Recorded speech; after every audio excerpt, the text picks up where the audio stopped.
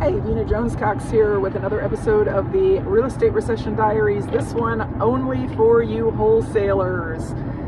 You might have noticed that your life has gotten really different in the last couple of months. Deals that you could have easily sold back in the winter or spring of 2022 are not moving. And in fact, you're probably noticing that your buyers are not as quick or as excited to return calls, texts, emails, messages. It sounds like crickets, doesn't it? What is going on? Well, exactly the same thing that has been going on in every market downturn since there's been such a thing as wholesaling, which is that your buyers are holding back because they are nervous about the market, and they have a right to be. I mean, think about who your two primary buyers are. Your retailers are looking at a market where prices are no longer skyrocketing and where they have to make exactly the right buy and work in enough money to the purchase price that they can take longer holding times and a possible price drop even to get the property sold.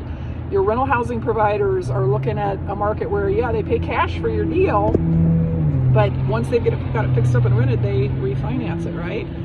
And the rates for your rental housing providers' mortgages have more than doubled, which cuts the cash flow drastically, which they can only deal with by paying less for the property in the first place. Also, the other thing that happens when the market turns is the newbie / out-of-state / unsophisticated buyers tend to completely step out of the market, at least temporarily. But you know who steps into the market?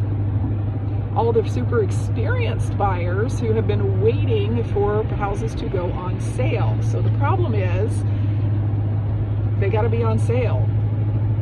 You gotta be at 70 cents on the dollar of the ARV less correct repair costs. And by the way, I've always said the Zestimate is not the value of the house.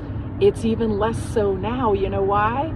All of those automated valuation models, I don't care where you get it, Zillow, Trulia, Realtor.com, they are lagging.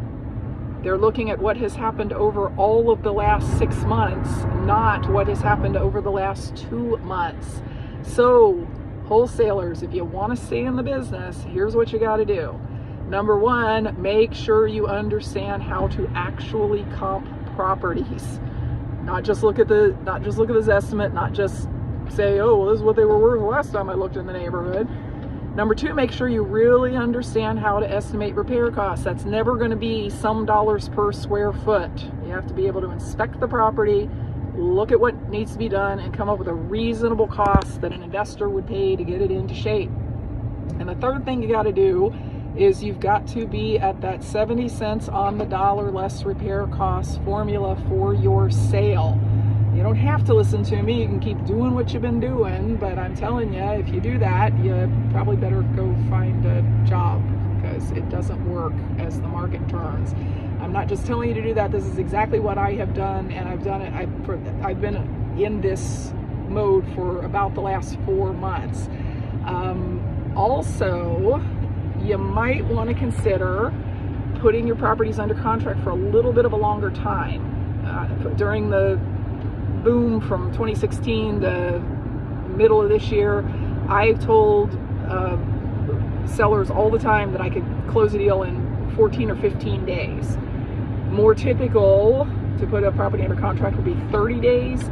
It's getting to the point where we're going to start doing what we did in 2007 and start asking for 45 days to close. Now, only part of that is about the buyers, because I have always only sold to sophisticated buyers, and they're still buying. In fact, they're anxious to buy.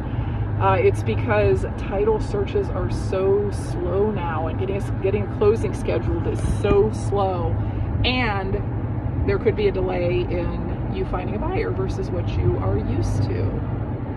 So, wholesalers, tell me in the comments, did you find this helpful? What other content would you like to see? Well, I don't know, like it. You're supposed to say like this, right? You're supposed to say like push the button or something. I don't know. I'm just trying to help educate you guys. I'll see you on the next episode.